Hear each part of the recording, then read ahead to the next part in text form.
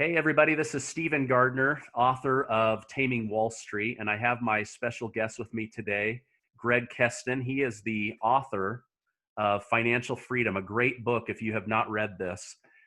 Greg, thank you for being here today and allowing me to interview you again. Sure, my pleasure. So, I want to talk about chapter 2 of your book because I think having a financial vision is so important. Um, you know, Robert Kiyosaki talks about eyesight is the ability to see. Vision is eyesight of the mind.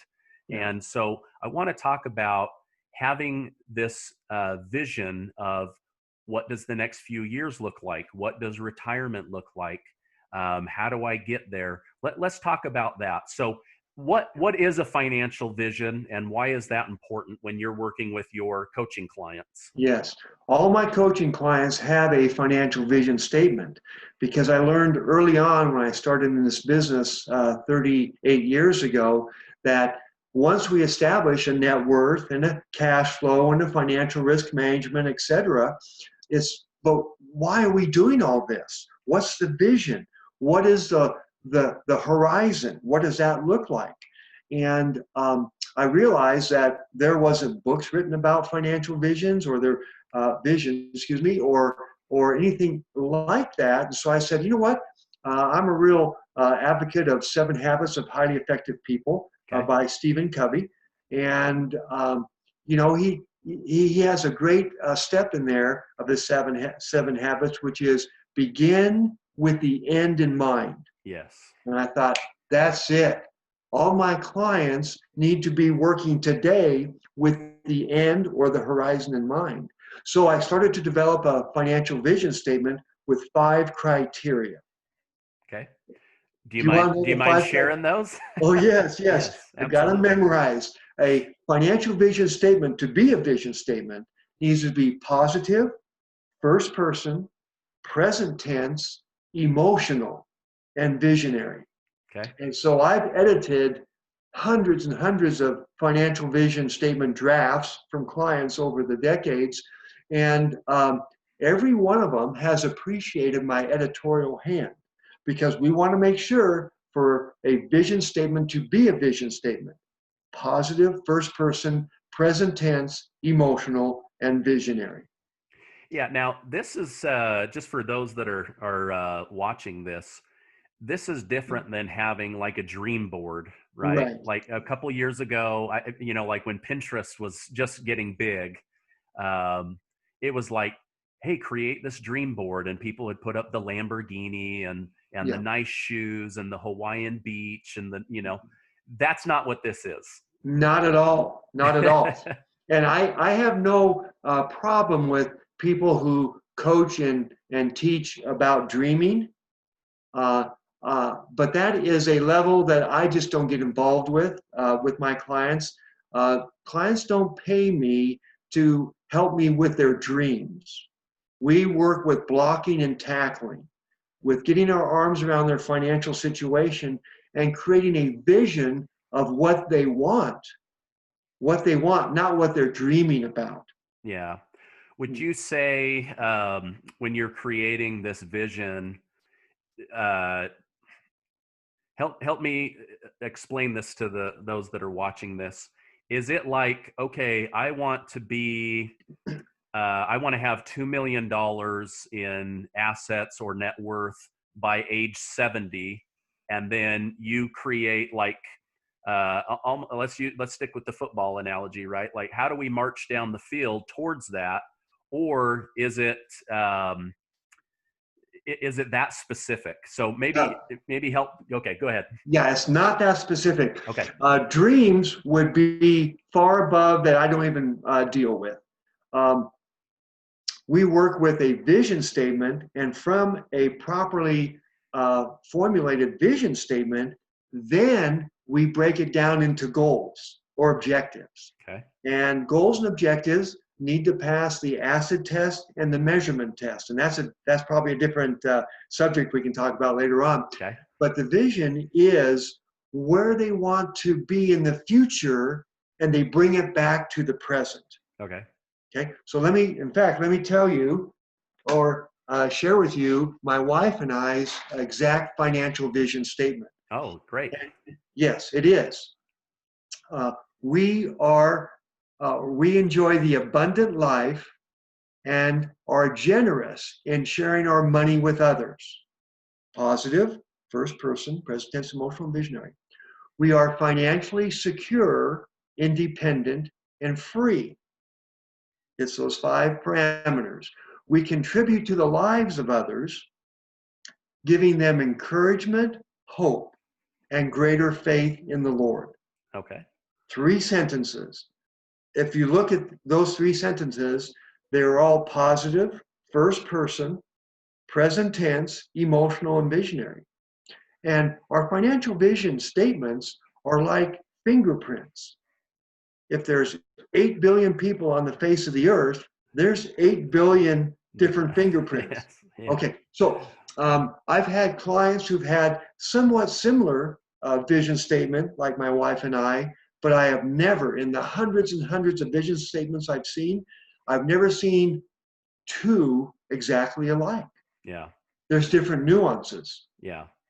So, and then if we have time, I'll share with you some other financial vision statements from actual clients, so your clients and the audience can get a feel on what it's really like to formulate a vision statement that's positive, first person, present tense, emotional, visionary.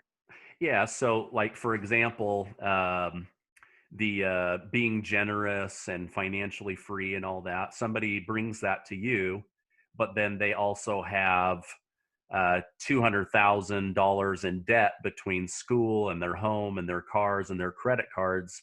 Then, as a coach, I got to start eliminating these so that they can feel that freedom. Right. Right. They can't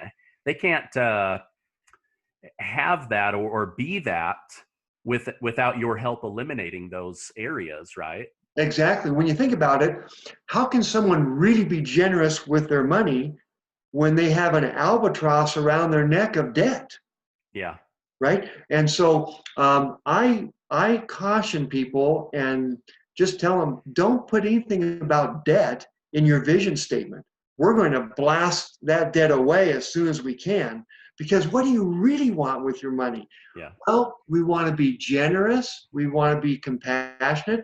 We want to share our money with others in need. We want to help our children in their educational needs. We want to travel. This is a great financial vision statement. We travel wherever we want to, with whoever we want to, wherever we want to. Yes. Yes. Wow. I And think I think that would end up being my wife's. She loves to travel. well, and that's why now, see, if I work with an individual, then we just work one-on-one with the individual. But if the person is married, I insist that it's a joint Yeah. exercise. Yeah, I'll have to. That's a good point, because I have one laid out in my mind, and you're letting me know I need to write this thing down. Yeah. It's kind of there in my mind, but my wife and I don't always see eye to eye on everything, and Right. I think being able to reference this maybe every couple of months or Yeah. every year at least, I would think Yeah. every 6 months or something, but then it goes, okay, hey, listen, we've got a common goal to move towards, and we're on the same page. I think that could actually be really healthy for Oh, couples. very helpful in a marriage and money situation. In fact, what I do is that when a client reaches to up to cruising altitude in their financial plan, and they really are on the same page, then as you know, I go to a quarterly maintenance coaching session. Yes. And I always ask people on the first of that every 90-day session, anything new with you, health-wise, family-wise, or work-wise? And almost inevitably, in a 90-day segment in people's lives, things happen. They come Yes. up. Yeah. And so if it becomes a real acute situation where it's a real problem, I will ask them, well, when's the last time you've read out loud your financial vision statement? And guess what they say? 90 days ago when you asked them that same question. Yes, yes. And I said, you know what? Let's do this. Let's call time out. Let's go to your financial vision statement, which I have hard copy in all their files, and let's read it out loud. In fact, let me read it out loud for you. And then Yes. I will read it out loud to them, and I'll say, is this still your financial vision, or are things changing? Yeah. And No, it's that, a very powerful exercise. yeah. The other thing is that I try to do with people is to bring the future to the present. And by Exactly. that, I've realized that, and maybe it's just as I've gotten older, or I kind of contribute it to crappy interest rates with banks, is you've had generations of people that are being raised in a low interest rate environment. And Yeah. so there's been this attitude of, what's the point? I'll just spend it. I'm not going to earn anything anyway, right? And so they don't learn how to take a compound interest calculator and see, okay, if I put $1,000 a month away at 5%, by the time we're 30 years from now, we've got $1 million or $500,000 or $2 million, whatever the Yeah. number is. I don't have it memorized, but I think that's really important. That's one thing, like with my clients, as you know, I do a lot with properly structured cash value insurance contracts. Yeah. And the thing I like about those is I can show somebody, hey, from this month until age 65 or 70, I can pretty well show you what that growth curve is going to look like. And when they see that number, for a lot of them, it's a sigh of relief. Like, oh gosh, I had no idea how I was going to get to $1 million, right? Mhm. Because if you ask most people right now, like, okay, your goal is to have $1 million. What's the game plan? How do you get there? They go, I don't know. That's just what I want. Yeah. And that's where I think somebody like you, maybe somebody like me, really comes in handy, because you can show them that yard by yard making progress towards that. I'm sure you find that as well, is that people, they've lost that vision of what money could do when properly put to work. That's right. That's right. And like in Proverbs, where it talks about where there is no vision, the people perish. Yes. And where there is no financial vision, the people perish financially. Yes. And so everybody's financial goals or objectives are a subset of their financial vision statement, because everybody is unique on what they visualize happening down the road. Yeah. Now, like you made a good point, we take the future and bring it into the present. And so I don't let people just fantasize in their vision statement, because it makes it much more difficult to quantify that vision into hard numbers. Yes. What are you trying to achieve? How much money will you need for that? And when do you see yourself needing that money? Yeah. While you were talking, I thought of something that is very certain in my business, right? I can ask one question, and 100% of the time, I know what's going to come out of the person's mouth, right? It's not manipulation. It's just human psyche, right? Yeah. When I'm trying to gauge somebody's time frame and their how comfortable they are with risk, right? Yeah. I ask people, what kind of rate of return are you wanting to get? And 100% of the time they say, as much as I can, Yeah. or as big as I can, right? Yeah. But there's no vision there. It's all just this hope, right? They're Yeah. smoking hopium, Yeah. uh, Okay. you know, hoping that it's just going to happen, right? It's just going to manifest the highest. But then it's like, okay, so what's the highest? I don't know. I just know I want the highest. It's like, okay, well, is the highest 8%? Is it 10? Is it 25? Because if you're talking like high double digits, I'm not your guy. Like Yeah. you can't have that lower risk with that high of return. That's right. It's just not going to make sense. So, Listen. helping people catch the vision of, okay, compound interest just left alone to work, or compound interest left alone to work in conjunction with you adding more money. That's where the people end up with these big nest eggs at retirement. Yeah, exactly. And we're both in that same type of business of teaching people the reality of things. Yes. And we both agree that hope is not a plan. No, it's not. I I mean, really don't, and this might sound rather cruel, but I really don't care what my clients hope. yes, It's like, what do you want out of your yes, life? What's your vision? And let's be able to break it down and into measurable goals and objectives. yes, And most, absolutely. and then most people go, whoa, no one's ever done that Yeah. with me before. I said, well, let's get started. Yeah, no, it's powerful. I know that we're on a time constraint here. Maybe could you share one or two more financial visions with us, and then You we'll bet. wrap You it up. bet. I'm reading right out of page, well, oh my gosh, I got to get my glasses. That's what happens when you get to be my age. You got to have these things. Okay, page 31. Oh, and these are actual financial vision statements from my clients. I Okay. didn't make these up. Okay. We love the peace of mind our finances give us. We have a wonderful life surrounded by family, friends, and people we love. Pretty straightforward. Another one. We live a secure and full life. We help others achieve the same fulfilling life. We are financially prepared and instill those same values in our children. Oh, I like that. Aren't those powerful? Yes. Wow, they're like. In fact, a quick story. I was coaching an individual in Florida years ago, and he was struggling in creating his financial vision statement. So finally, after a couple sessions, a few editing, and a few bits of counsel, he finally came up with it. And I said, okay, I want you to read to me out loud your financial vision statement. And he did. And I said to him, I said, so do you feel a ping or a kaplunk in what you just read me? Yes. He goes, I feel a ping. And I said, you've got your statement down. Yeah, then And I you're on the right said, track. and I said, and that statement now is your own personal scripture. Well, he was a Yes. very Christian individual. Yes. And when I said personal scripture, he just got excited. He Yes. said, Yeah. you're right. This is my personal scripture for what I want to accomplish financially in my life. Yeah. Great experience. Yeah. Well, maybe just one last thing that is,